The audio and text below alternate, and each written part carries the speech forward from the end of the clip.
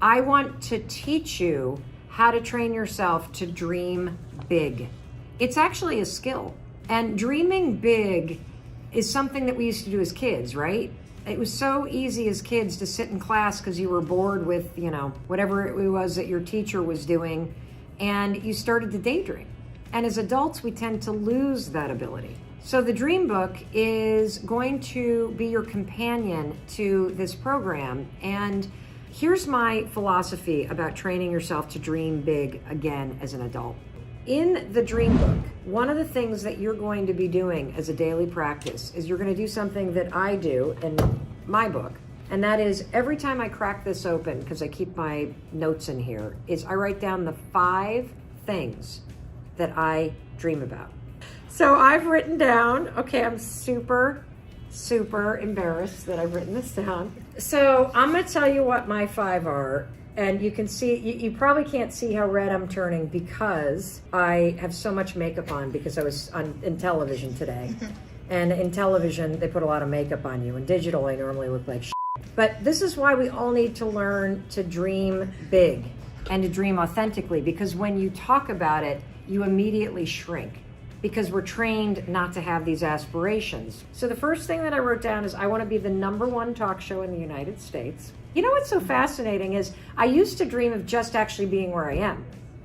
And now that I've achieved that, I have a dream that's even bigger. And what does it mean and why is this dream important to me? And this is part of what you're going to learn in the workbook, but I'll tell you why this dream is important to me. Because if we are #1, it means that the work that we're doing that I care so deeply about, which is helping people heal their minds and heal their relationships and to live a more positive, happy, mentally well life, that we're reaching more people. That's what that means. And that's why I want it. I wrote down #1 New York Times bestseller. I have for years said I don't give a shit about it, but I actually do, I guess. And I think it's because it would be really nice to have the powers that be actually acknowledge the impact that we're making. Do I need it to keep going forward? No. Of course not. And I will keep going forward. I want to make the Time 100 list for mental health and for the work that we're doing. And the reason why is because as much as I like being an entrepreneur that does things in a very innovative way, that kind of public recognition brings with it resources and partners that would allow you to make an even bigger impact. And so when I think about that kind of recognition, it challenges me to dream so much bigger than I'm dreaming right now about the impact that I want to make in mental health. The 4th one, this is not my dream right now, but I wrote this down 3 days ago, and that is to be the happiest I've ever been living in Vermont.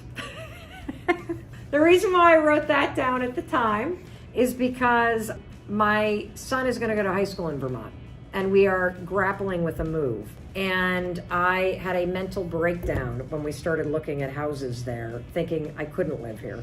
One of the interesting things about dreaming is your dreams will change.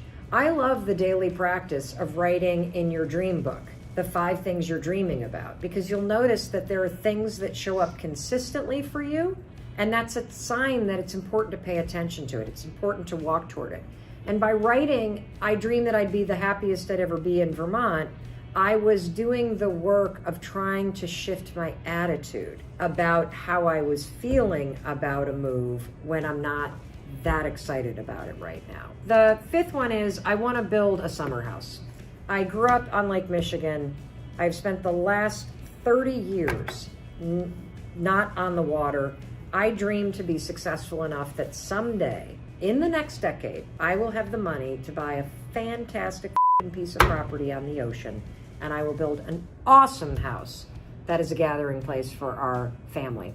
And hopefully that will not include grandchildren in the next decade. In the dream book, you're every single day going to write the 5 things down that you're dreaming about. And it's okay that they change, because over the course of this month, I just want to teach you how to give yourself permission to dream.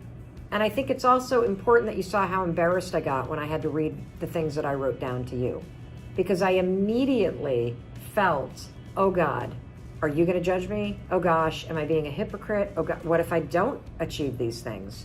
Who am I to say these? How am I going to do this? All that stuff rushed up for me, and I'm the one teaching you how to do this. And it's important for you to see that, because all those feelings are normal that are going to come up, but they're what's currently stopping you from doing the work to live the next best decade of your life and to pursue the things that you dream about. It starts with training yourself to give yourself permission to dream. It's impossible to not have dreams. See, that's not how dreams work. Let me tell you something about dreams. I believe that you were born with dreams that are preset inside of you, and that those dreams are deeply personal to you, that your dreams are your birthright, and that part of the adventure that life is really, it's like a giant scavenger hunt that's been created for you, where life is giving you all kinds of clues that help you feel the pull of your dreams. And so I'm going to unpack this for you, okay? Because your dreams haven't gone anywhere. You may not, quote, know what your dreams are, but they are inside of you. They are in the back of your mind. You are just so blocked right now that you cannot feel the pull of your dreams trying to draw you toward them. But it's still happening. So I'm going to teach you something today that is going to change your life, because you don't have a choice about this. Those dreams, they're for you. They were been in there since you were born. They're meant for you. They're personal to you. And I can explain this piece about why they're personal to you. So I have a dream of creating like a weekend-long transformational event where literally we fill a stadium. And the energy and the teaching and the things that happen during this weekend retreat, that they are transformational for 10,000 people. That's my dream, okay? When I share that dream with my dad would rather stick a needle in his eye than think about standing on a stage in front of 10,000 people at an event he created. Because that dream is not meant for him. That dream is personal for me. And so when I see other people out there creating events and filling stadiums, I feel deeply jealous, because there's something about what somebody else is doing that reminds me of this dream that I have, this dream that I maybe feel a little blocked on, this dream that maybe I gave up on. Now let me talk about my dad. My dad casually mentioned a couple of years ago that he had always dreamt of hiking the Appalachian Trail from one end to the other. That takes like 6 to 8 months. I can't think of anything worse than hiking the Appalachian Trail from end to end with wet socks and wet underwear and pasty teeth and sleeping in a lean-to and eating out of a can and a can. This sounds like a nightmare. Why? That's not my dream. It's not meant for me. And so your dreams, I'm telling you, they're still in there, whether you can feel them or not. So that's number one. You got to accept the fact that you were born with dreams that are meant for you, and your job is to get unblocked so that you can feel the pull. The fastest way to get unblocked is to follow your jealousy. Now, that may sound like the most screwed up advice from somebody that is trying to help you improve your life, but trust me, jealousy is a super important signal, because jealousy is just blocked inspiration. That's all that it is. You see, you've convinced yourself that your dream isn't possible for you. You've convinced yourself you're not worthy of it. You've convinced yourself you're too old, or you're too young, or you're too this, or you're too that, or you're not good enough or smart enough, or whatever the hell it is. You've convinced yourself that your dream that was meant for you, that you were born with, that's personal to you, that it's not possible. But you still feel jealous of other people. That tells me that your dream is in the back of your mind, and jealousy is your inspiration, only it's blocked by your self-doubt. And so look around and see, who are you jealous of and why? Because there's something in that negative feeling that's an important signal for you. That jealousy is trying to wake your ass up and make you pay attention, that there's something that somebody else is doing. It could be the relationships that they have. It could be their health. It could be the discipline they have in their life. It could be what they do for a living. It could be their lifestyle. There's something about what that person is doing that's meant for you. Now, you're going to do it your own way, But your problem right now is that you're blocking yourself from even pursuing it. So, rule number 1, your dreams never leave you. So accept that as a fact. They've been in there. You're just blocked. Rule number 2, to awaken yourself, look around and notice who you're jealous of and allow yourself to start to follow that jealousy, be pulled toward it, unpack what you're learning about why you're drawn toward what these other people are doing, and start pursuing it and making it your own. That is how you get unstuck. That is how you start to find your dreams. That is how you let the pull of that blocked inspiration that feels like jealousy pull you toward what is meant for you. Those dreams have not left you. You are blocked, and you can change it. How do you balance your dreams with your real life? Sickness, trauma, grief, a sick parent. I'm at that stage right now, and it feels really hard to dream. Oh, God. How do you balance your dreams with the realities of life? You may be dealing with an illness, sickness, a sick parent. I got to come back to that Trevor Noah passage. Let me read this to you. I think I have it right here. Let me see if I can pull up today's newsletter. If you don't, I can airdrop it to you. I have it. God bless you. Yeah, go ahead and airdrop it to me. I think I have it right here, but let me see.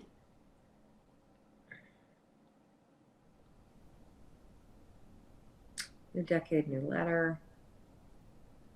Oh, okay. Oh, it just went out. Okay.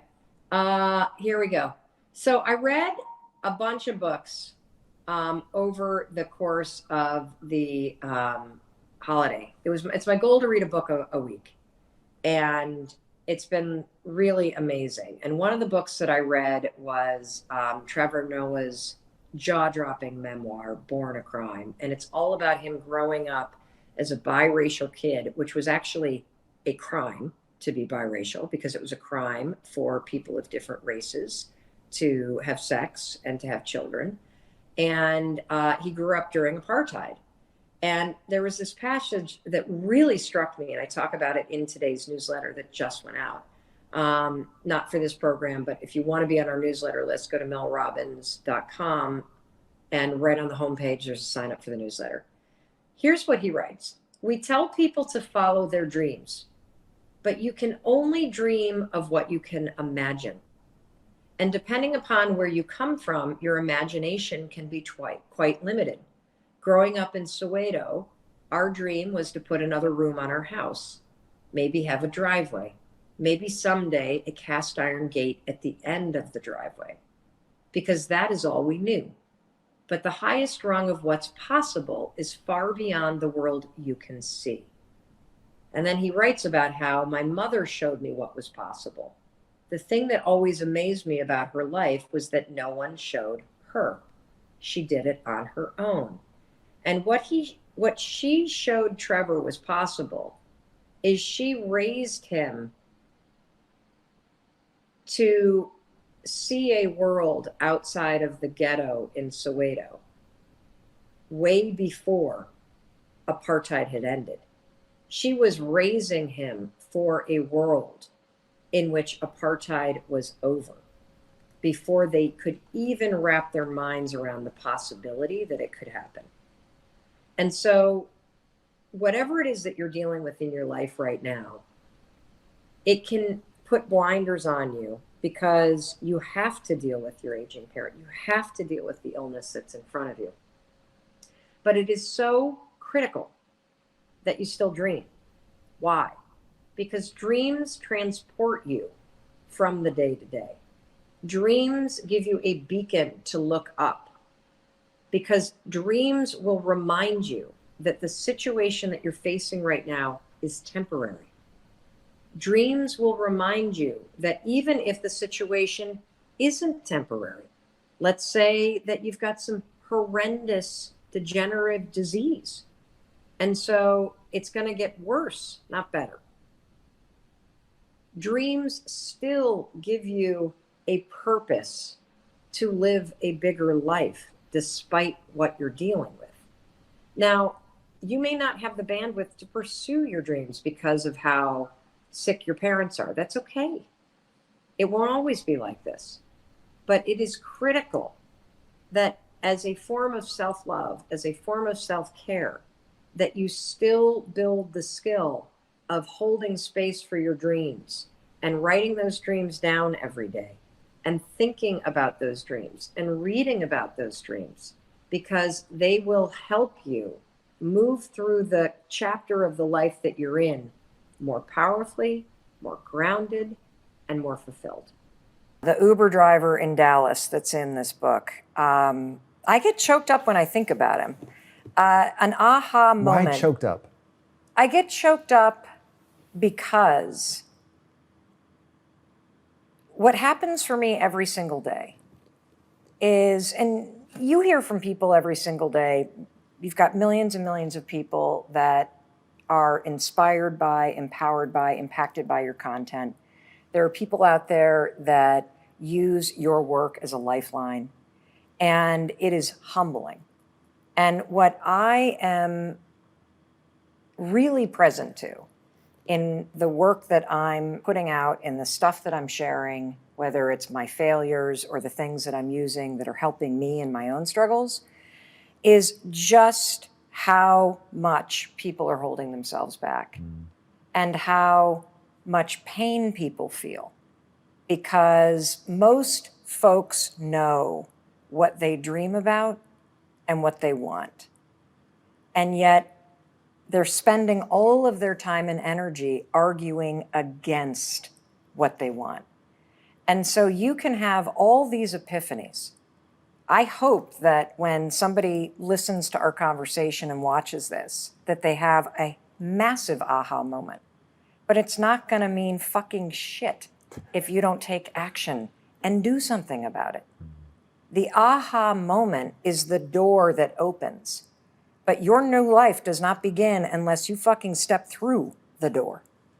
And most people, and that's what was so kind of, you know, the simple idea of high-fiving yourself, of encouraging yourself, of supporting yourself. Most people, when you have an aha moment and the door to your new life opens up, instead of going, I got this, let's go, and high-fiving yourself to step forward, most of us go, I don't know if I'm worth it.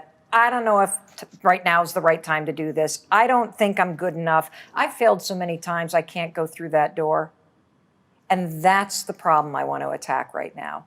That there is somewhere in your life that you know what you want. You can feel it pulling you. And you are actively arguing against it. You're bringing yourself down. You're beating yourself out. Like, people will cheer for you and me. They won't cheer for themselves. I'm the same way.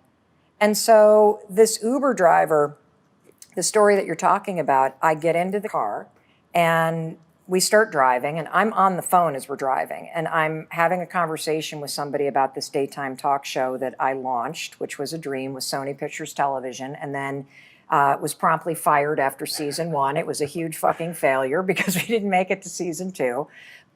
Huge failure in real world terms. Right. Massive success when it comes to the timeline of my life. And so I'm talking to this person about the talk show. I hang up the phone and this Uber driver comes alive. He's like, oh my gosh, I can't believe you're in my cab. And I'm like, why? And he says, because I want to talk to you about something. I think you can help me. And I'm like, great, how can I help you? And he says, I have a dream of being a Oscar-winning actor and creating opportunities for other Black and Latino men to do the same in acting. And I'm like, freaking fantastic. What the fuck are you doing in Dallas? Right? You know, the guy's 25. And so I go, you know, the game is in New York and LA. I mean, sure, you can act, you can write stuff, you can be here in Dallas, but why are you not in LA? Why are you not in New York? And he's like, you're right, you're right, you're right. I need to move to LA. I'm like, why not? And he says, I have $700 in my bank account. And I'm like, that's freaking fantastic. You have $700 in a car? Dude, drop me off and get driving. What are you waiting for? And so we have this whole conversation, and I write about it in this book, where I am actively arguing for his dream, and he is actively arguing against his dream.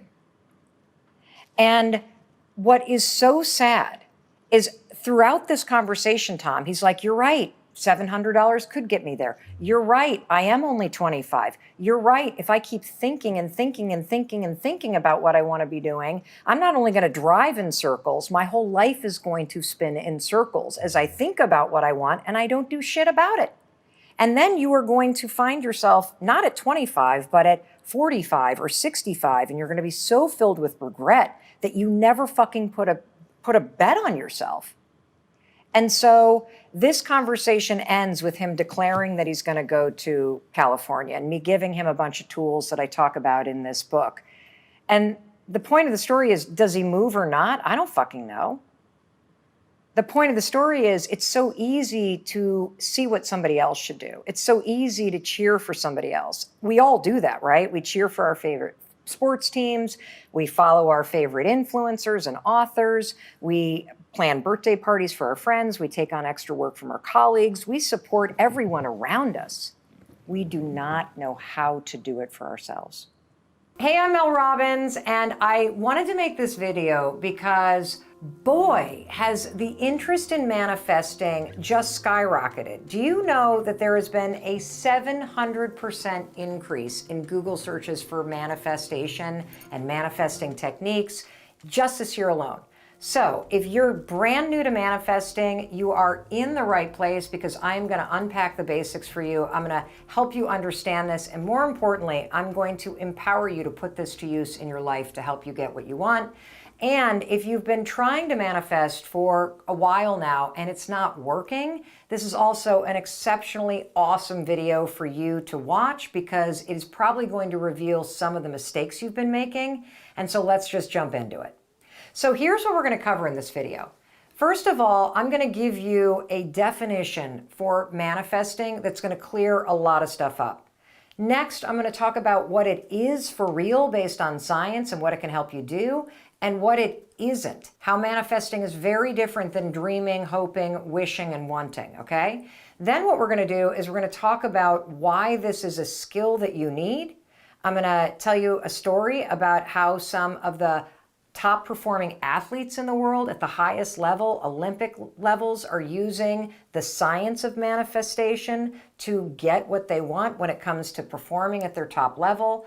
I'm also going to tell you a deeply personal story about how my husband and I used manifesting over 20 years ago to help us get this incredible dream house, this farmhouse that we always wanted outside of Boston, Massachusetts. And by the time that we are done with this, you're going to feel so excited, so empowered, because you're going to know what manifesting is.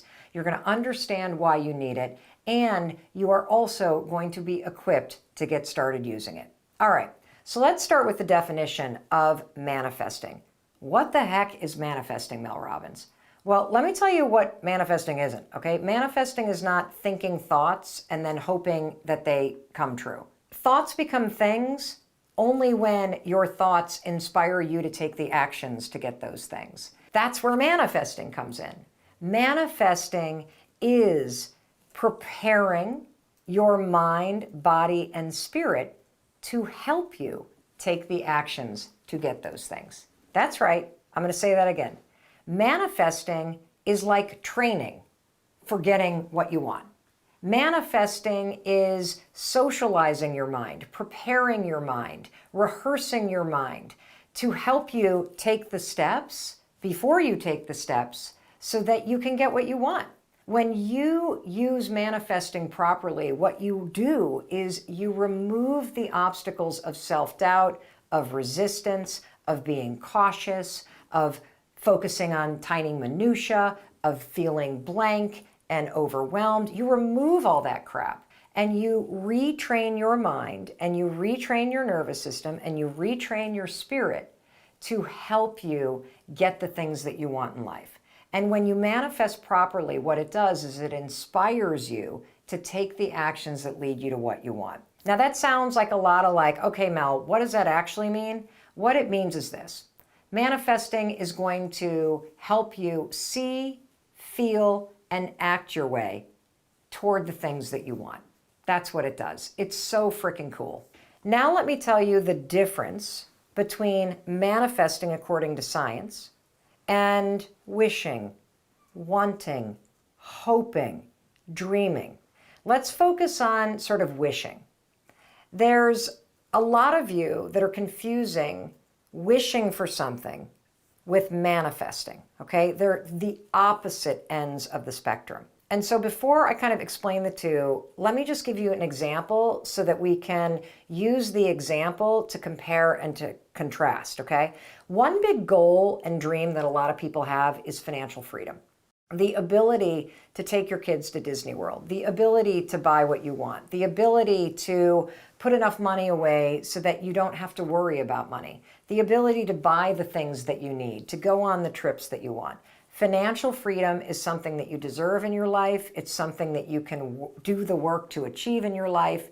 And so let's talk about the goal of financial freedom and the difference between wishing for financial freedom and hoping and dreaming about it versus manifesting and doing the work to go get it. If you can hear my cat outside, you know that he sounds like he's dying. What he's actually doing is he's really pissed off because we have come into this little room and shut the door. And so he's walking around going, "Where are you? Where is everybody?" Let's take a listen for a minute.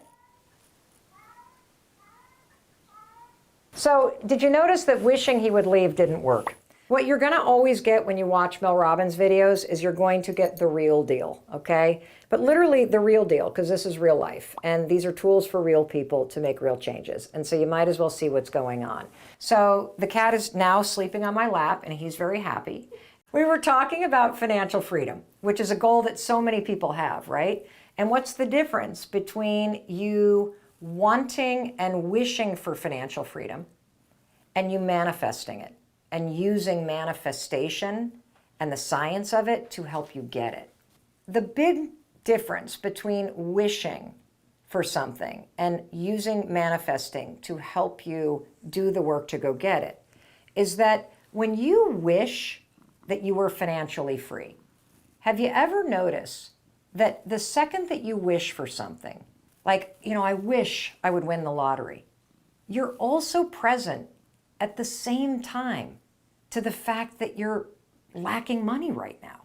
Like wishing that you would win the lottery, it doesn't bring up all of this sort of like empowering feelings. What it does is it reminds you that you're so broke that you need to win the lottery. And that's very different than manifesting. Manifesting is declaring what you want. I am committed to creating financial freedom in my life. And then once you declare what you want, manifesting is about the actions and empowering yourself to go get it. And there's a really big difference between focusing on, and wishing for something, which only reminds you that you're lacking it. I wish I would meet somebody. That just makes you feel more alone. I wish I could get in shape. That just makes you feel more out of shape. I wish I could win the lottery. That just makes you feel poorer. I wish I didn't have to work for this jerk. That just makes you feel more stuck. Do you feel how wishing for something amplifies what you don't like versus I'm going to manifest and work for more money in my life? I am committed to being in a loving relationship and I'm going to manifest and make it happen. I deserve to have a career that I love, and I'm going to use manifesting to help me get it. I want to be in incredible shape. I want to do a handstand in yoga. I want to heal my trauma, and I'm going to use manifesting to help me achieve those things. That's a big difference. Wishing and hoping makes you present to what you don't have. Manifesting makes you present and feeling empowered about what you want and your ability to go get it. And that highlights the second big difference. When you hope for things, when you wish for things, you are handing the power to somebody else or to outside forces. You are literally giving away your power because hoping and wishing just inherently assumes that somebody else is somehow going to come in and solve the problem. We all know that that's not happening. Manifesting, on the other hand, locates and amplifies the power inside of you to do the work to get those things, to do the work to change your life. And it's important that you locate the power inside of you, because you're the one that's responsible for your dreams, and you're also the person that's in the best position to make those dreams a reality, because you have the ability to change the way that you think. You have the ability to change the actions that you take every single day. And when you change the actions that you take and you change the way that you think, you change your entire life. And manifesting is a tool that will help you train your brain and train your nervous system and train your mind, body, and spirit to help you achieve the things that you want. The thing that's super important for you to get as a major takeaway from this video is the thoughts alone won't achieve the things that you desire. But if you manifest properly, it will inspire you to take action. And action is what will create the results that you deserve and that you want in your life. That's as simply as I can put it. I want to explain a little bit about the science. I promised you that I was going to quickly tell you a little bit about how some of the world's most successful athletes are using the science of manifestation in order to win at the Olympics, in order to come back after an injury. You know, the U.S. Olympic team, there was a big article in the New York Times about this. They hire sports psychologists precisely for mental training. And what these sports psychologists are doing, there are 5 of them alone that work with the U.S. snowboarding and ski team. And what they do is they are doing the mental training with athletes before the Olympics to help them prepare to show up at the Olympics and absolutely crush it. And you're going to do the same thing. You are going to use manifestation to mentally prepare before and while you're doing the work to achieve your goals and dreams. Because when you mentally prepare, you remove all of the obstacles like self-doubt and nerves and anxiety and imposter syndrome and fear that are currently stopping you from taking action. And so how do you mentally prepare? Well, let me talk to you about the ski team, because they do this super cool process that is basically what you do when you manifest. The sports psychologist would sit down with one of the gold medal winning skiers and snowboarders, particularly after injury, because if you think about it, somebody that's been injured during competition, even after they've had surgery and they've recovered, they're going to be nervous about competing again. And you may feel the same way about going for what you want. You may have faced a bunch of setbacks, you may have faced a bunch of disappointments, you may have faced a bunch of rejection, and so you're nervous about putting yourself out there. That's okay. Feeling nervous is normal, but you're not going to let it stop you. We're going to use manifestation to train your mind, body, and spirit to be able to do the work. We're going to rehearse what you need to do in your mind and your body and your spirit so that when it comes time to do it, you feel like you've actually already done it, which removes your nerves. It's so cool. So back to the U.S. Ski and snowboarding team. The sports psychologists would sit with the athletes and, let's just say, the crazy snowboarding thing where they go off a jump and they do 50 million like hoops and loops and tricks and whatever. That's like a 10-second jump in the air. And so what the sports psychologist does is they have the snowboarder or the skier describe in detail, not the jump, but point A, point B, point C, point D, point E, point F, all the way to Z. Okay, I'm getting off the chairlift and I've got my snowboard tucked under my right arm and I'm walking up to the place where everybody's getting ready. And I hear the crunch, crunch, crunch of the snow and I feel the breeze. Do you notice I've got my eyes closed? I've got my eyes closed because I have made manifesting a habit. I do it every single morning. And when I start to manifest, I do something that I used to do as a trial lawyer, and that is put someone at the scene. Really good trial lawyers are able to put a jury right at a scene, right where it happened, with such detail that you can smell the cup of coffee on the counter. You can hear the cars passing outside. You can see the bright orange sweater that somebody's wearing right in your mind. You have the ability with your imagination to put yourself right at the scene And that's exactly what these sports psychologists are coaching Olympic athletes to do. As you're standing there and the wind is blowing and your hat is on and they're calling your name, now you're clipping in. Now you're feeling the excitement in your stomach. Now you're feeling yourself push off.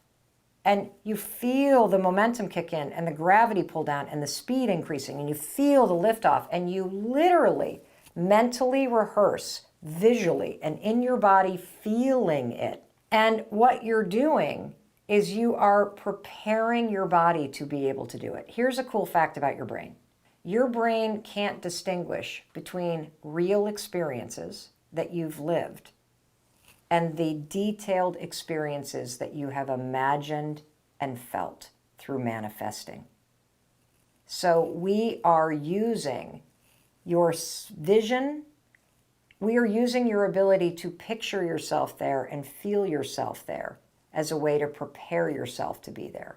And as you're seeing yourself doing all the work, I want you to feel this sense of pride and excitement in order to really imprint the step-by-step training in your mind, body, and spirit.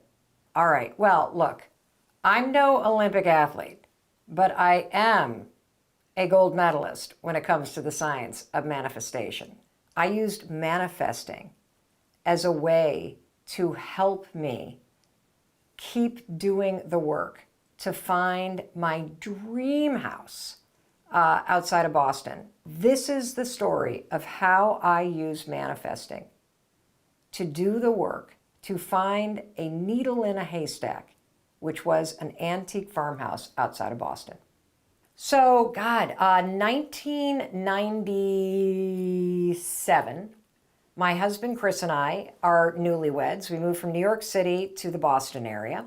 And we have moved from New York to the Boston area because we know that we want to start a family. We know we don't want to be in New York City. We know we want to buy a house and have a yard. And so we rent an apartment in Cambridge, which is, right next door to Boston. And for almost a year, we start looking for a house. Now, we were a really young, newlywed couple. We did not have a lot of savings. And Boston, it's a really expensive real estate market. And so we looked at houses every single weekend for an entire year.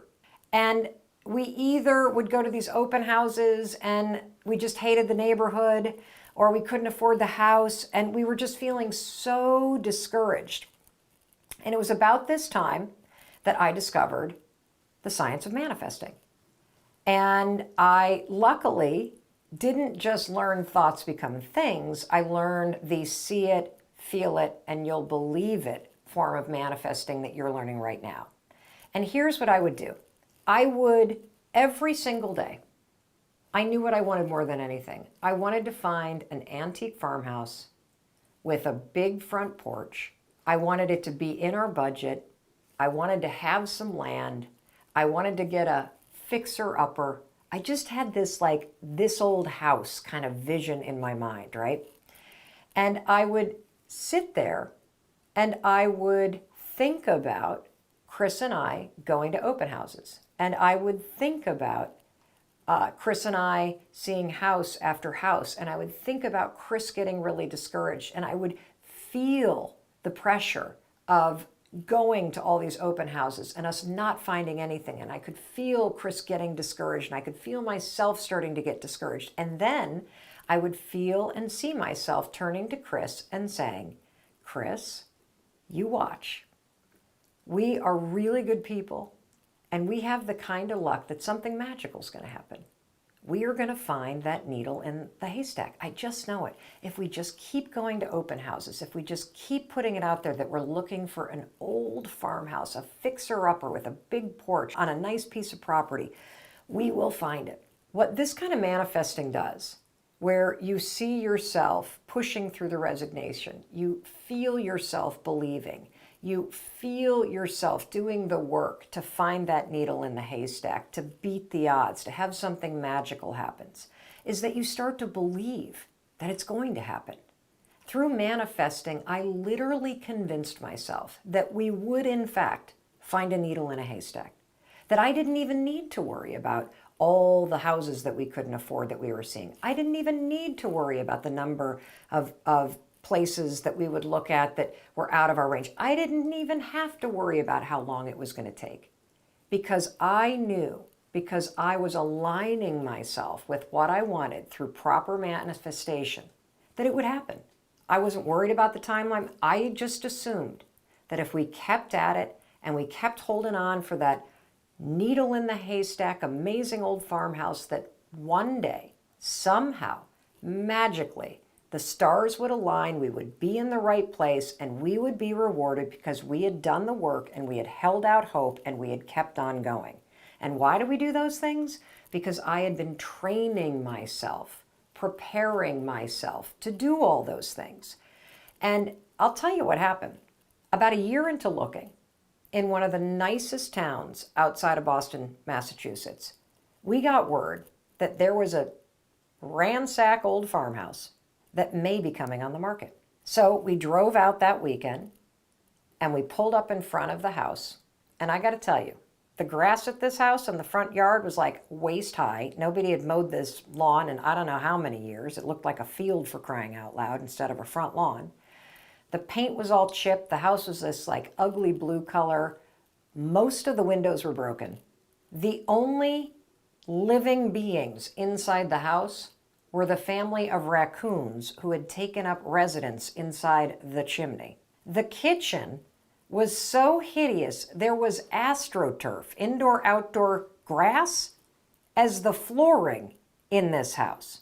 Now, if I hadn't been manifesting, if I hadn't been training my mind, body, and spirit to see, feel, and believe that my husband and I would find this needle in a haystack, I would have turned to Chris the second we pulled up in front of this thing and said, "Are you kidding me? This dump? First of all, we won't be able to afford it. Secondly, this dump? What? Have we lost? It's not even on the market. Some developer is going to swoop in here in this neighborhood and pay 3 times what we can afford. There is no way we are going to get this." That's what would have happened if I hadn't been manifesting. Because the biggest obstacle to what you want is always your own self-doubt, your own excuses, your own fears, and your own stories. Because I had been manifesting what it looked like and felt like to align my body and spirit with getting what I want, I stayed open that this could be that needle in the haystack. We got out of the car. We met with the owner. It turns out the house wasn't on the market yet. The family was figuring out what to do because the man who had owned it had just died, incapacitated in a nursing home. None of the adult kids wanted the house. And what did they want for the house more than anything? This dilapidated old farmhouse that they had all grown up in? They wanted a young couple who was starting a family to raise their family in it. Well, the long and the short of it is that ugly old farmhouse with the broken windows and the raccoons inside and the indoor-outdoor grass turf for carpeting in the kitchen was that needle in the haystack. Chris and I bought it from the family before it ever came on the market. And we spent the first 2 years, honest to God, indoor camping inside of it. We didn't even have a kitchen. We had a Coleman 2-burner camping stove.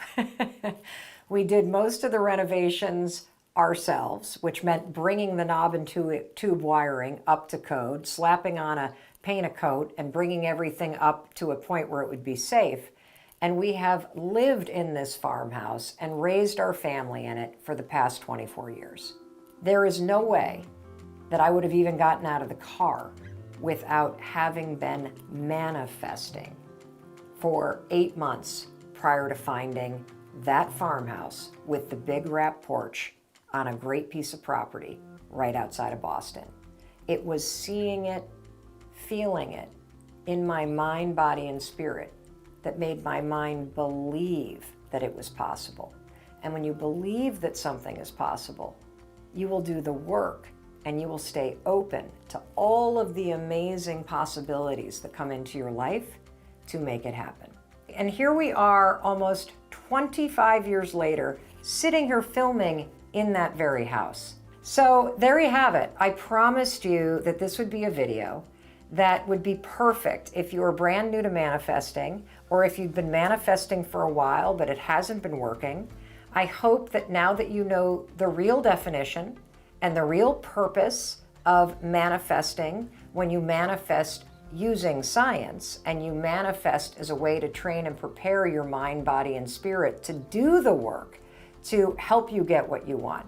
I hope you now feel empowered and inspired to stop wishing and hoping for the things that you want in life, and that you use manifesting to prepare yourself and inspire yourself to go take the action to make them a reality. What do you do if following your dreams means others have to make sacrifices? I'm the primary breadwinner in my family. I make 6 figures, and my dream would require me to take a new job that would be a massive pay cut. How do I get over the guilt? So, what do you do when your dream impacts other members of your family? So this is a woman who is the breadwinner for her family. She makes 6 figures, and in order to pursue her dream, she will be accepting a job with a pay cut. At the end of the day, your family wants one thing for you. They want you to be happy. And if you were to sit down and work out on paper what it means and what it doesn't mean for you to take a pay cut, you can then sit down with your family and explain that this is something that you're asking for their support in doing, because in giving you their support, which may mean we're not going to go on vacation this year. It may mean that you're going to have to get a babysitting job if you want to do club sports, because you're going to help pay for it, which, by the way, is a wonderful thing for your kids to do. By you talking to your family about why it is that you are so drawn and called forth to pursue this dream and asking for their support, you will get a level of buy-in that removes the guilt. We are currently grappling with a big change in our family right now because our son wants to go to high school in Vermont. Now, I work in New York and I have a business in Boston.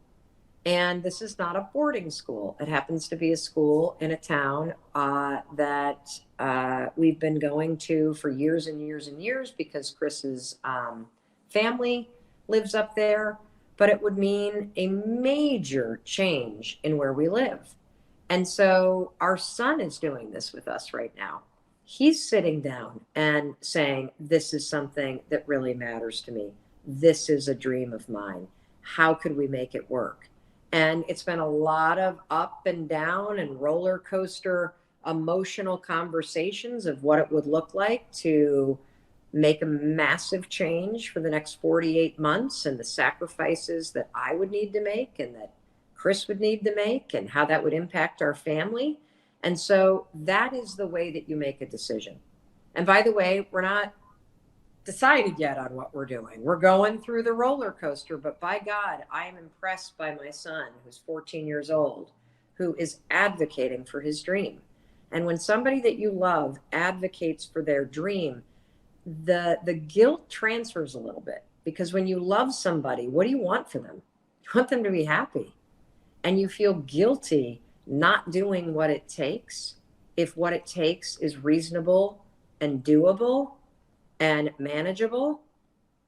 You're the one that feels guilty for not supporting the people in your life. So I think you work it out on paper. You really understand what that sacrifice means. You really understand what you're asking. And then you start holding family meetings and you do a lot of listening and you do a lot of problem solving. And I bet that this is going to be a lot easier decision than you think. All right. How about another one? From Daniel on our community text platform. Mm-hmm. What do you do in cases where your 2 dreams seem to contradict each other? For instance, I want to write a best-selling book and start my own business, but I feel like unless I give all of my time to one of them, I won't be putting full effort into either. I also fear that if I devote all my time to one dream, and if it turns out it's not for me, I'll regret having focused on the other one. Gotcha. So we've got Daniel on our texting platform, and the texting platform, if you want to join that for free, is 617-284-0725. what do I do if I have two dreams and they seem to contradict one another? Well, interestingly, in week 2 of our program, which begins on Monday, you're going to have the weekend off to catch up, to enjoy the Facebook group, to really reflect on the materials and the things that you've learned in week 1 of Best Decade Ever, where we've talked about dreaming bigger and why it's so important and how hard it is, and your limiting beliefs. Week 2 is about how we pick a dream and we use it as a theme to anchor you this year and call you forward. I personally don't believe that there are dreams that are at odds with each other. I believe that there are dreams that happen on different timelines. And so you're correct that if you were to put all kinds of energy into both things at the same time, it would have a detrimental effect on both of those things. And so what you need to do, in my opinion, is pick the primary dream that you're going to focus the majority of your efforts on this year in terms of moving it down the field. You don't have to achieve it this year. You're just going to pick this as the thing that you're going to move down the field. And then pick a secondary thing that you're working on that continues to allow you to grow. So for example, I can tell you personally that a business that you want to build takes way more time than writing a book. And so if you're really called forward and you have a dream to launch this business in this decade, I would make that the primary thing that you're exploring this year. That said, something like a book can be advanced through a small daily practice. I was sharing earlier in the live stream before it cut out, so I'm going to say it again. I've recently discovered a website that I love. It's free, which you know is one of the criterias that I love. I'm going to write it down because it's odd to say. It's 750words.com. So for those of you that want to write a book, 750words.com. It's something I've just started using. And I click the link, I go to my private account, and then I just start typing.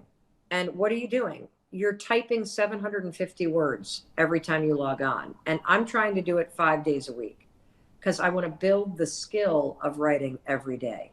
Why? Well, because I want to write an international best-selling phenomenon in the personal development space called The 5 Decisions.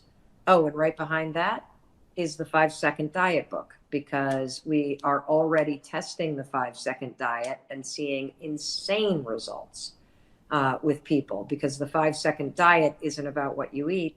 It's about how you think about yourself and food and your self-worth. And those changes are made 5 seconds at a time. But so there are things there are dreams that require that you should make primary. Pick one. That's launching your business. And then there are dreams that you can inch forward every day, like writing a book and working on developing the skills. So I don't think dreams are ever at odds. I just think dreams occur at different speeds and different timelines. And it's up to you to figure out which one is going to take the primary role in 2020 and which one is going to happen on a longer timeline. There you go. I'm about to explain to you the 7 most common mistakes that people make when they first start manifesting. Or hell, they make these mistakes when they've been manifesting for years, and these 7 mistakes explain why the manifesting's not working. So you're going to save yourself a lot of heartache and a lot of time by knowing these mistakes and avoiding them like the plague.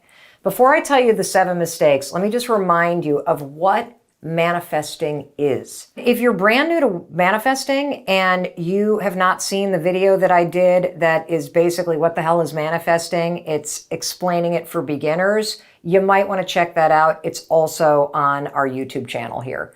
But so my definition of manifesting is based on research and science. Manifesting is preparing your mind, body, and spirit to help you get what you want. Basically, what you're doing is you are using manifesting to remove the obstacles that stand in the way of you doing the work to get what you want.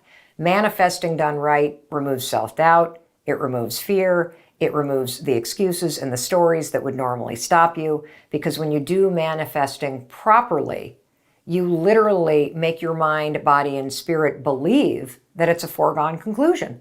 And that makes you motivated, inspired to take the actions that will get you what you want. So now that you are grounded in the real definition of manifesting, let's flag the 7 major mistakes that people make so you can avoid them. Mistake number 1 when it comes to manifesting is you're not doing it daily. The lack of consistency is what's killing your ability to use manifesting to achieve your goals and dreams. So what do I mean by that? Well, manifesting is a skill. I want you to think of manifesting as a muscle. It's a muscle that you build through consistency. And, if you think about it as a skill or a muscle or a new habit, obviously you got to incorporate it into your day-to-day life. It's just like anything else. A one-off change does not make a lasting change. If you wanted to get healthier, eating one salad is not going to make you healthier. Exercising once, not going to make you healthier. Manifesting once, not going to actually help you get what you want. You must incorporate manifesting into your day-to-day life. The more consistently you do it, the more manifesting becomes a habit, it becomes a way of thinking, it becomes a way of acting, and it becomes a skill that you can rely on to help you get absolutely anything. Now, what's the easiest way to manifest consistently and make it part of your day-to-day life? I'm glad you asked. The best way to do it is make it part of your morning routine. Every single morning, right after I get up, make my bed, throw on my exercise clothes, set an intention, high five the mirror, I do something really interesting. I call it dreaming in the morning. I write down 5 things that I want. And the reason why I write down 5 things that I want is because it is a way to train my mind to focus on the things that I desire and dream about, to aim my mind at the things that I want in my life. Then what I do is I use manifesting properly to see myself taking the actions to get one of the things, to feel myself taking the actions to get one of those things. And notice, I'm closing my eyes. And that's because manifesting is a habit in my life. I close my eyes to really feel myself taking the actions. And when you manifest over and over and over again, your mind, in visualizing and feeling yourself taking those actions, begins to believe that it's happening.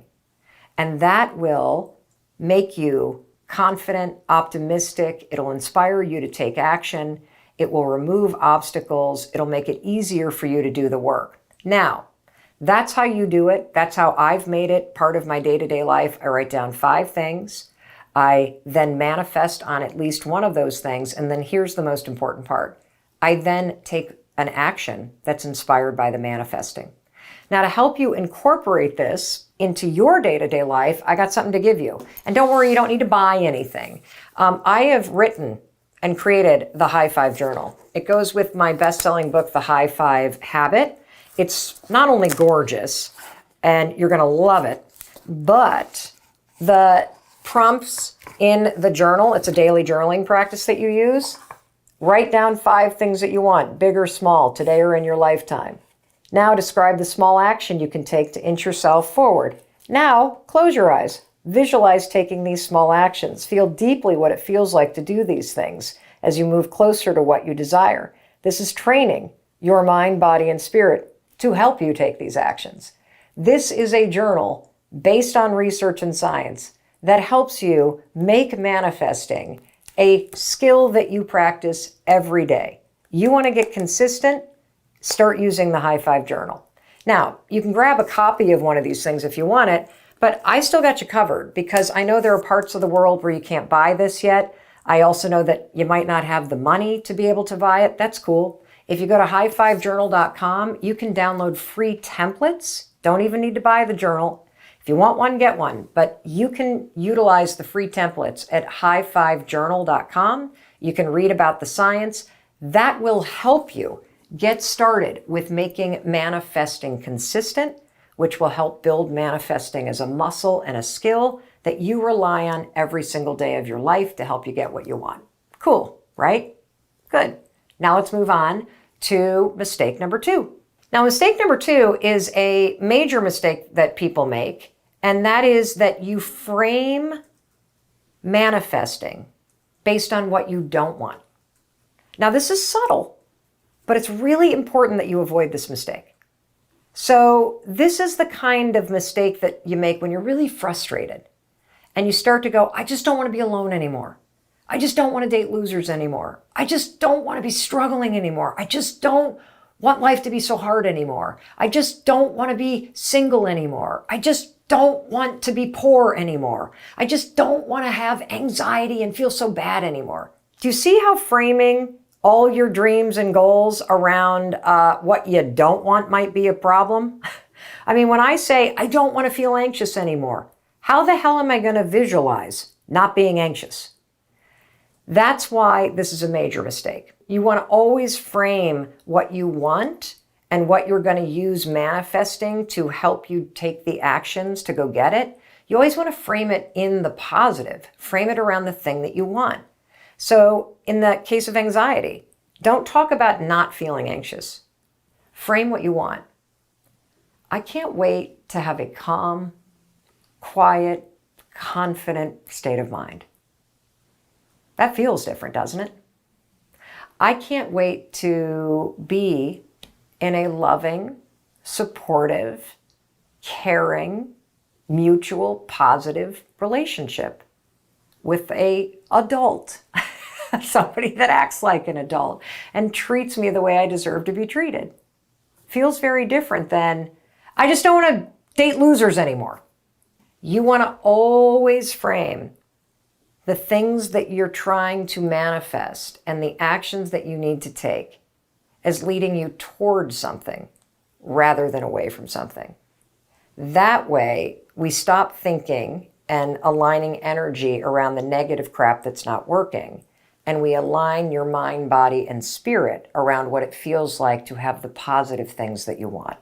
That's going to make it easier for you to take the actions that will make them happen. Now, mistake number 3, super easy to make. You get really impatient. You start off strong, right? This is true with all changes. You start off strong, you manifest every morning for 3 or 4 days, and then boom. You don't do it for 5 or 6 weeks. You start throwing your hands. That's it, it's never going to happen. So you're not only not consistent, but you start to get impatient. And because you're impatient, you're not consistent. I need you to understand something. For manifesting to work properly, based on research, there is no timeline involved. Did you hear me? For manifesting to work properly, based on the research, there is no timeline involved. You must give up the when, and you must focus on seeing and feeling yourself taking the steps that make the thing that you want happen. Because manifesting is not magically making something appear. Manifesting is preparing your mind, body, and spirit to do the work to make something happen. It's aligning your thoughts, your actions, and how you feel in your body with the thing that you want. And the reason why manifesting is important is because when you prepare yourself to do the work and to start to see and feel it, you will believe that it's a foregone conclusion. You will believe that at some point it will happen. And you will believe that you can make it happen. And that belief is why you feel inspired and encouraged to take action. You see, when you suspend the timeline and you get rid of deadlines, there is no room for being impatient. Because you in your heart and your soul and in your mind know that at some point, if you just keep on manifesting and you keep on seeing yourself and feeling yourself doing the steps that you need in order to make this a reality, eventually it'll happen. So if you feel impatient, you're doing it wrong because you're not supposed to attach a timeline to it.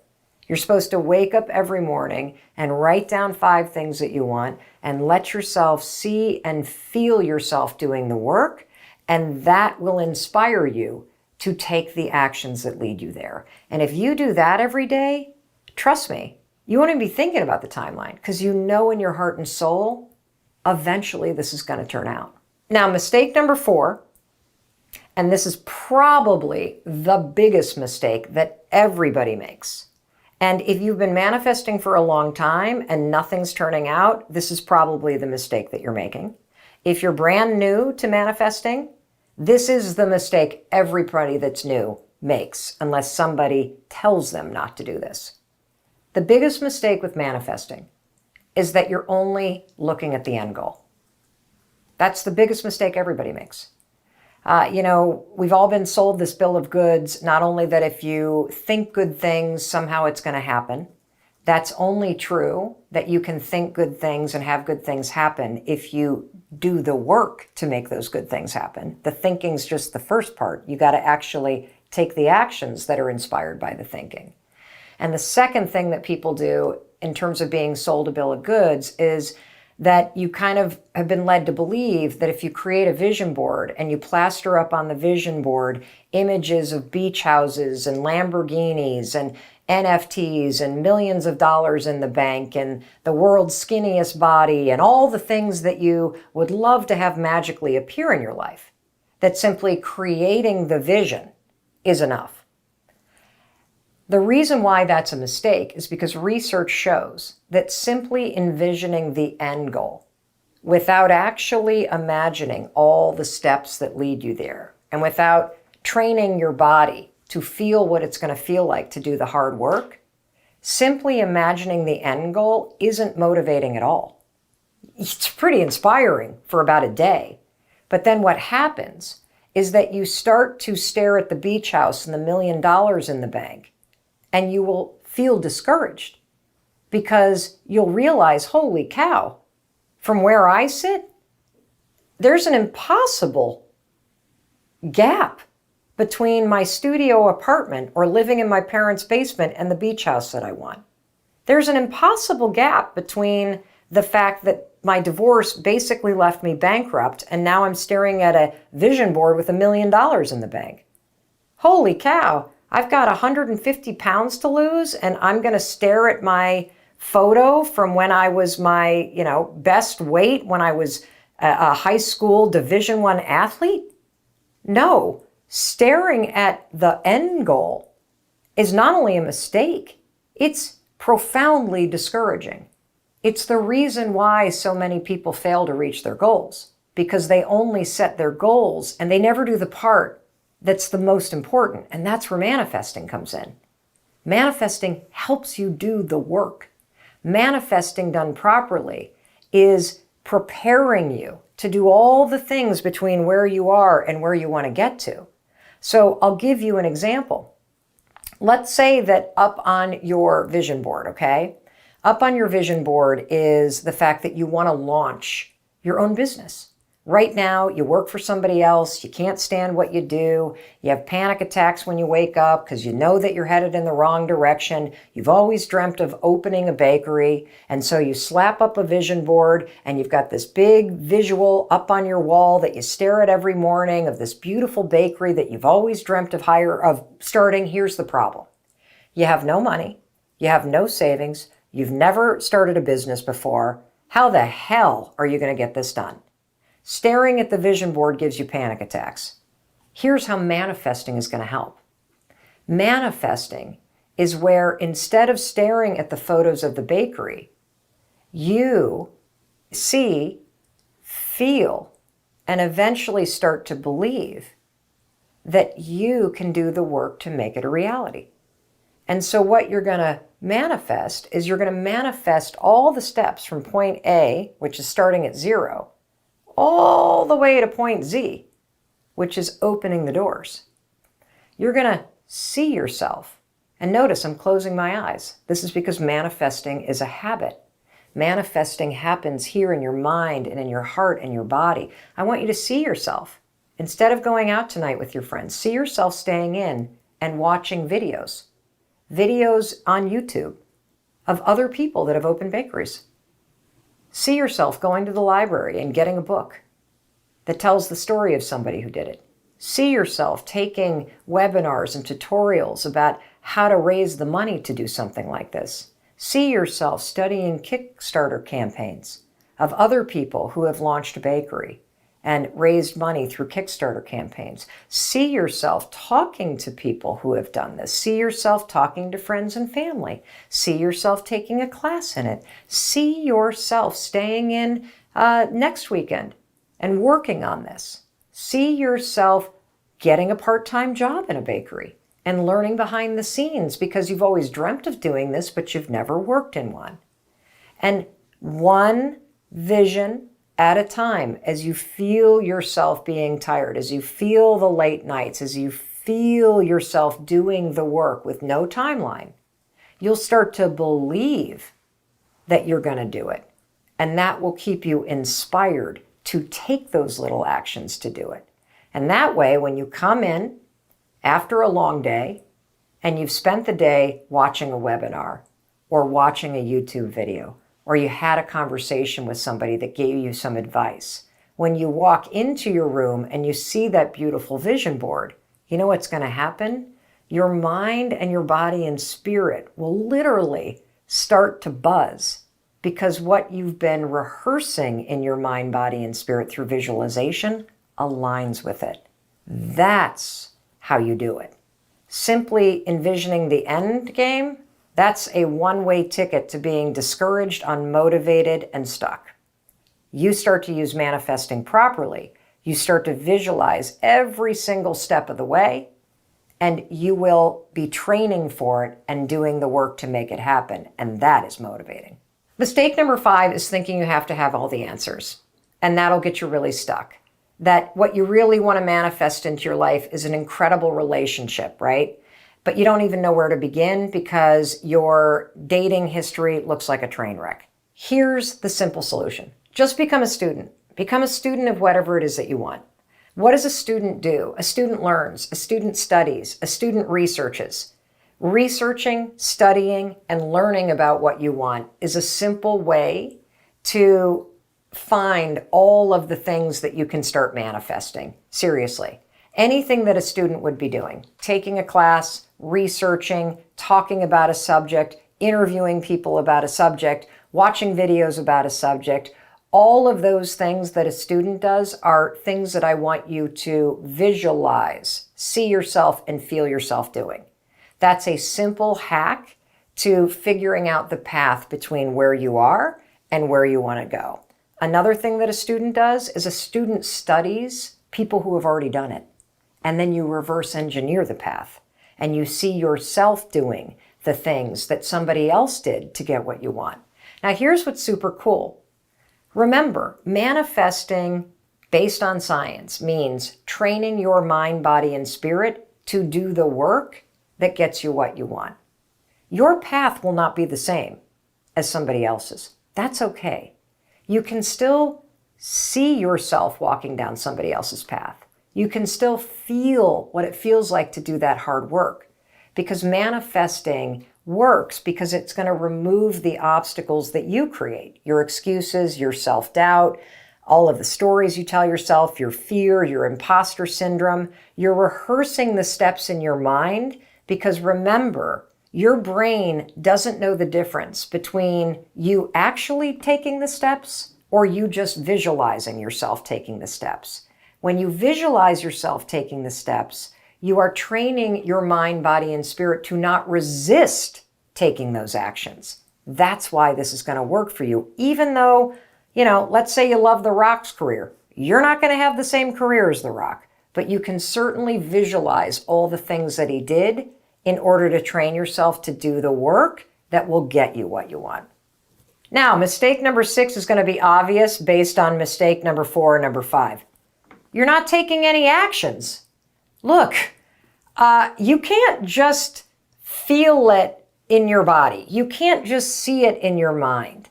The whole reason why you're rehearsing this and training your body to do the steps is so you freaking take the steps, okay? At some point, you got to leave your brain and your body and you got to take action in the world. You got to let the manifesting, the training and preparing that you're doing by seeing it and feeling it and teaching you to believe that it's possible, you got to let that shit inspire you to take action. Now, I want to give you a tool. Remember in the beginning, I showed you the High Five Daily Journal. I also told you you can get free templates at high5journal.com. Now, this thing's gorgeous. I love it. The templates I don't think are color, so that's one thing, but they are free. But if you pick up a copy of this or you use the templates, this journal is prompting you every day to take action. This journal is going to prompt you to write down 5 things that you want. This is going to get you to start giving yourself permission to have what you want in your life. Then this journal is going to prompt you to think like a student. What are some steps that you can take in order to move toward what you want? It's going to get you thinking about things to do so that you are taking action. Then it's going to prompt you to properly manifest doing those things. And then it's going to tell you to do it. And so if you really want a kick in the pants, or if you want to have your hand held, or you want a tool because you are committed to making manifesting a skill that is part of your day-to-day life, this journal, the High Five Journal, is the only journal based in science that will train you and your mind, body, and spirit to make manifesting part of your morning routine and a skill that you master and put to use in your life every single day. And again, you can get those templates at high5journal.com, and you can get a copy of this anywhere online. Just Google it. The final mistake is also a really big one. And that mistake is you're not celebrating the small wins. So as you make manifesting a skill, as you get consistent about it, as you start to be a student, as you take inspired action, as you realize that you do feel like this is going to happen. You don't even have a timeline on it because you know it's going to happen. You're not, as you're doing these things, recognizing all the small wins that you have. Every day when you manifest and then you take the action that the manifesting has inspired, that's a win. When you see doors opening up because you've been moving toward what you want, that's a win. When you randomly meet somebody that introduces you to somebody that helps you get one step closer, that's a win. And you need to celebrate that stuff. These are signs. These are not coincidences. These are signs that you're on the right path. A lot of people believe in angel signs, like seeing the number 11 or 22 or the number 9, or for me, the number 5. Angel signs are cool because for me, angel signs are a mile marker that give you a clue that you're moving in the right direction. Your job is to declare what you want. Your job is to use manifesting to train your mind, body, and spirit and remove the obstacles that you would normally put in place. Your job is to take the actions that are inspired by manifesting and start moving toward what you want. You also, though, need to call out those mile markers when you see it. Holy shit! I just got introduced to somebody in the movie business, and it's my dream, and I'm manifesting that I have my script turned into a movie. This is a sign that I'm on the right path. And what you want to do is call those things out, not because the universe or magic or this is somehow just randomly happening. This is you being rewarded for manifesting properly, for believing in yourself, and for taking the inspired action that is going to make your dreams a reality.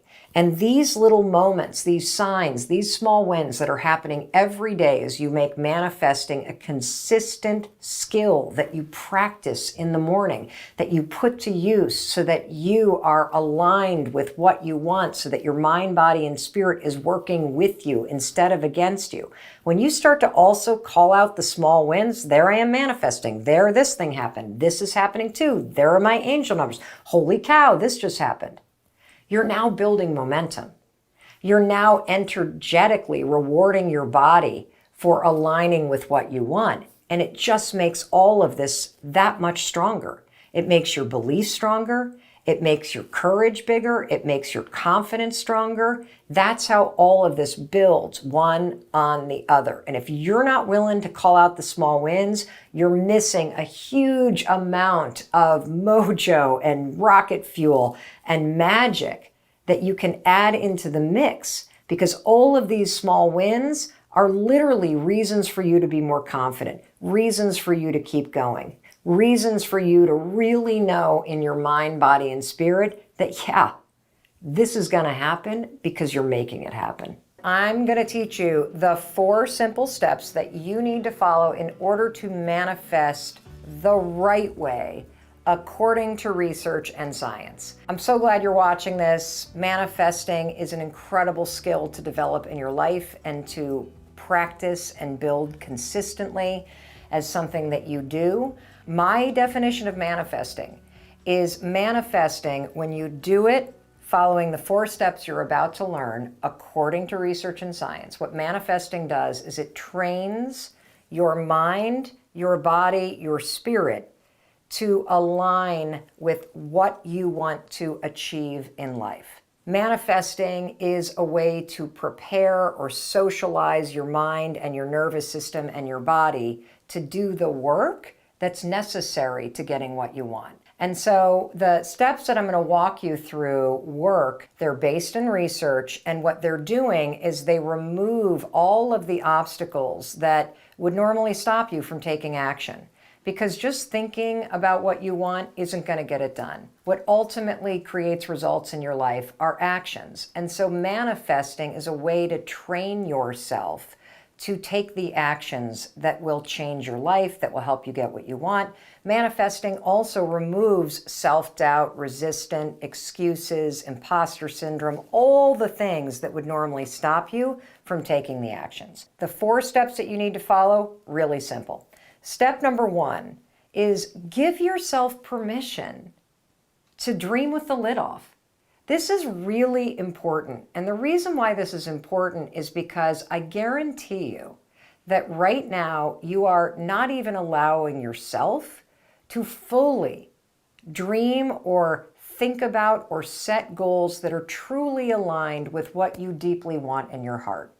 That you aren't even able to manifest properly because you're not even honest with yourself about what you actually want. This is a really common thing because you're allowing your self-doubt, you are allowing your fears, your anxiety, your insecurity, you're allowing where you are to dictate and limit where you want to go. And so step 1, super important.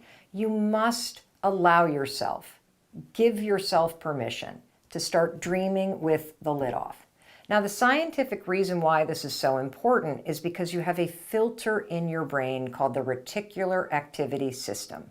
I write about the RAS for short, the reticular activity system, extensively in the High 5 Habit.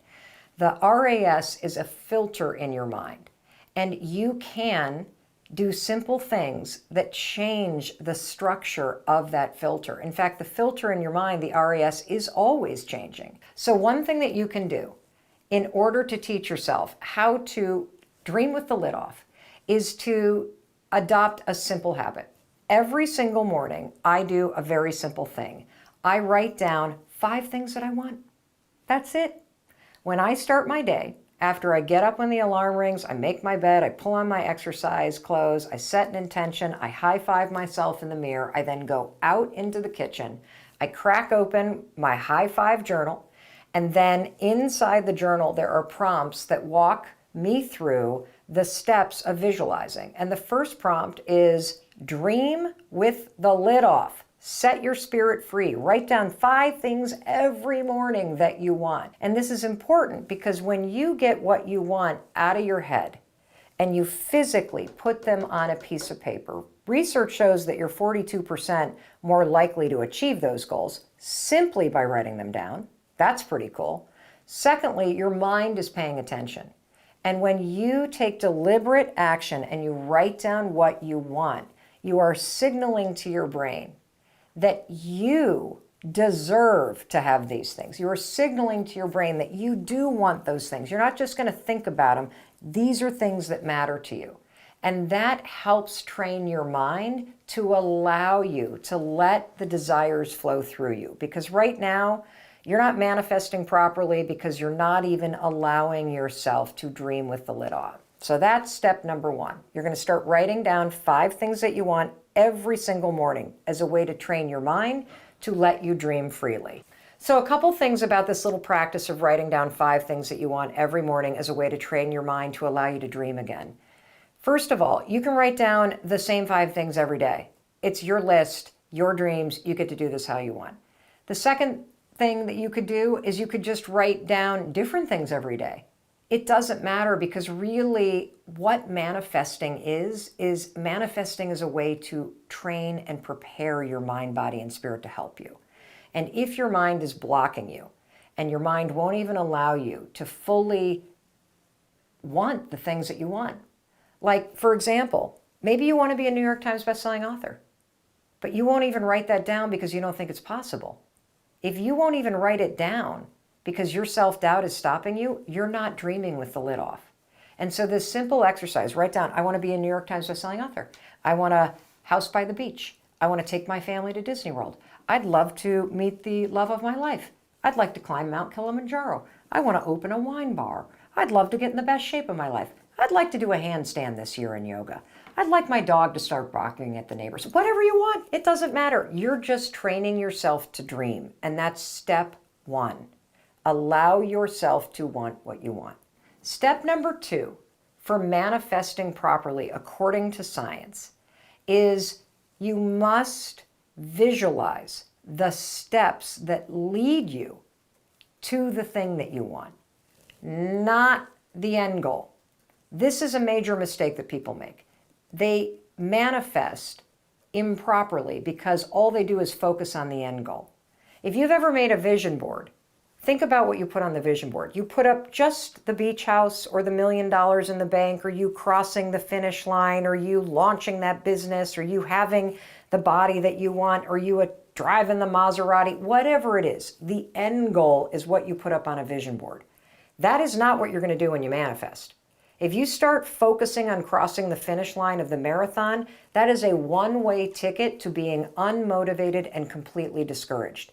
In fact, research shows that if all you do is focus on the thing that you want, and you just focus on that vision of you and your bikini body, or you with the love of your life on your arms, or you at the Oscars winning that award, or the Grammys, what happens is because you've only focused on the end goal, you start to feel really unmotivated and discouraged because you're nowhere near it. That's where manifesting comes in, because we're not going to focus on the end goal. You got to pick something that you want in order to get started. But manifesting isn't about the end. It's about the bridge. It's about going from where you are here to where you want to go. Imagine that there is a bridge that connects where you are right here with what you dream about doing. Now, that dream could be to be a Grammy Award-winning singer-songwriter. That dream might be to have a family of your own. That dream might be to have a beach house or a ski house, or to take a trip to Fiji. That dream can be whatever the hell you want it to be. But when it comes to manifesting, once you've given yourself permission to dream with the lid off and really want what you want, to feel the pull of that thing, now we got to talk about the path that connects where you are with where you want to go. And this is all about visualizing the little steps. There's a lot of research that proves why visualizing the steps is the most important thing that you could do. There was a study done at UCLA, for example, where they were researching manifestation and the power of visualization, and they broke students into 2 groups. And they had Group A, we're going to call these the vision board group. They had Group A close their eyes, visualize in their mind, and feel in their body themselves taking the test, and then walking up to a board where the test's scores were posted, and finding their name and seeing an A+. That's what Group A, the vision board group, were told to do.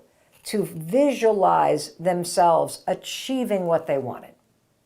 Group B, we're going to call these the hard workers. These students were coached in this research project to close their eyes and to visualize going back to their dorm room, sitting down at the desk, and studying, and staying up late, and putting in the work, studying and preparing for the tests.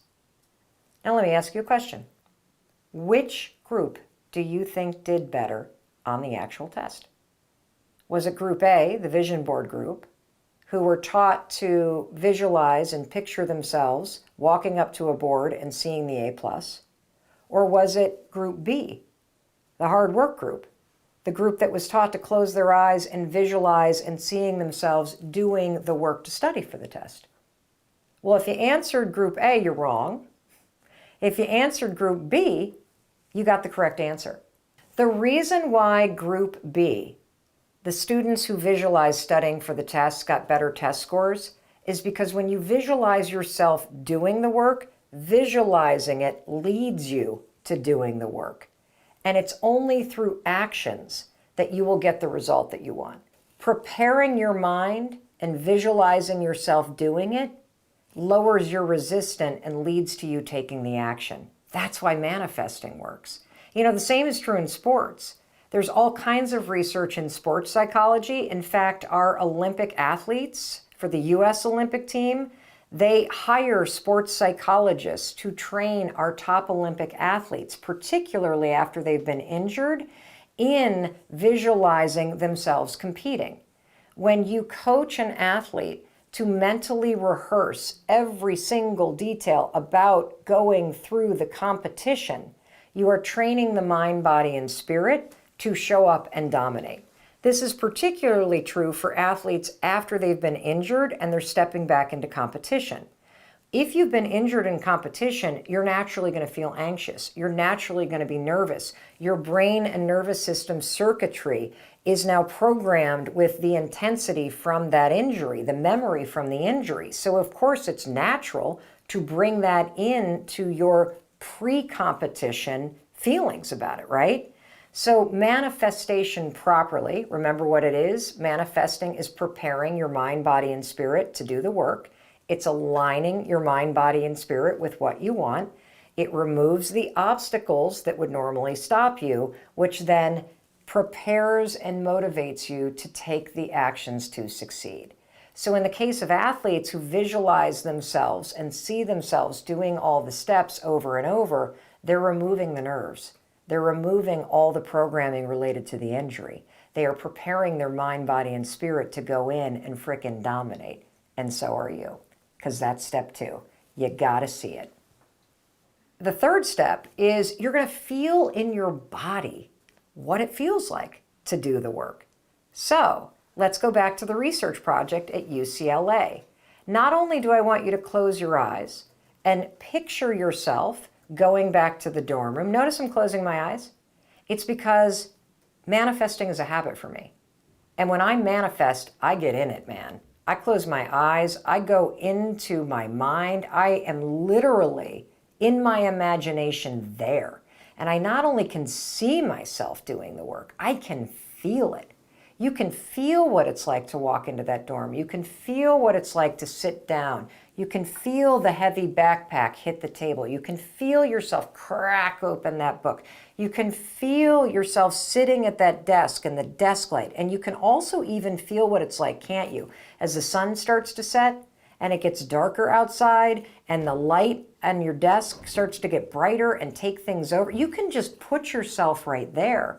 And the feeling is super important because, again, manifesting is mind, body, spirit. We got to get your nervous system involved. We've got to make you feel like you're at the scene. One of the reasons why feeling it is so important is because it magnifies the imagery in your mind.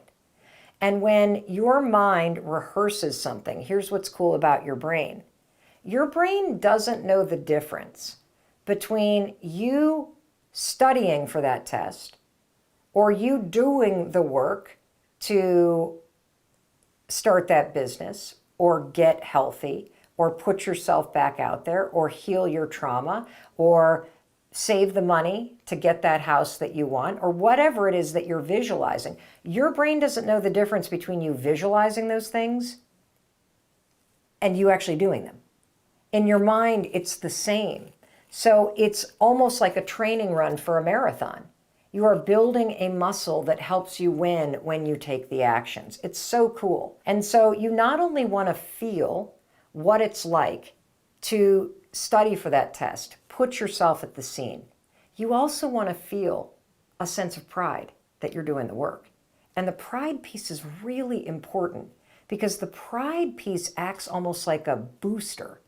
It amplifies the memory imprint. When you bring this, wow, there I am, I'm doing the work, I'm proud of myself, I'm staying in, I'm putting in the extra work. Somebody said no and I kept on going. I didn't stop when the first venture capital firm said they wouldn't invest. There I am investing again. When you feel this sense of pride in yourself, it supersizes the imprint and the rehearsing. And so it's a super important part of the feeling. Not only feel the steps, feel the pride that you're doing it. This is so important that I want to give you yet another example. Let's say that your bucket list, something on your bucket list is to run a marathon. For me, it was on my bucket list when I was a young mom to run the New York City Marathon. Now, what's interesting is I applied, I got a number, and when I won this number out of a lottery system with the New York City Marathon, I was a brand new mom. I was totally out of shape. I was not at all in any kind of a place to run the New York City Marathon. Now, here's the thing. I used visualization to help me lower my fear and my excuses. Because when I got the number, I did not have a lot of time. If I had been a person who was not visualizing, I probably would have said, I don't have enough time to train. I'm not ready. I can't do this. All the excuses would have come in. But instead, I used visualization. Now, how do you use visualization for, say, a marathon? You do not want to visualize crossing the finish line. That is how you visualize incorrectly. Luckily, I knew how to visualize at this moment in my life. You need to visualize yourself going from 0 to preparing to run that race. So what does that mean? That means you need to visualize, oh, there I am. It's 5 o'clock in the morning. Oh, I don't feel like getting up, but I'm getting up and I'm putting on my sneakers and it's dark out and I don't feel like going for a run, but there I am going out the door alone in the cold. Wow, I am going for, I'm pretty proud of myself because I'm training. Oh, here's another thing you could visualize. I'm on a training run, it's mile 7 and it starts to rain and I keep going. Wow, I'm wet and I'm still running. I'm proud of myself because I'm out there training. It's mile 11 and my earbuds just lost battery. I don't have any more music. I got 5 more miles to go. I'm out here for almost another hour. And I continue going. And I continue going. And I see myself completing that 16-mile training run. And I allow myself to not only feel what it feels like to push through that moment when those earbuds run out of battery, but I also feel proud of myself for pushing through. That's how you prepare yourself for the thing that you need to do, because it removes the obstacles that would stop you from pushing through at mile 11 when your earbuds run out, because you've already rehearsed the moment in your mind. And then finally, step 4, and this is where a lot of people, not naming names, but this one is really important. You need to do the work, okay? You got to do the work.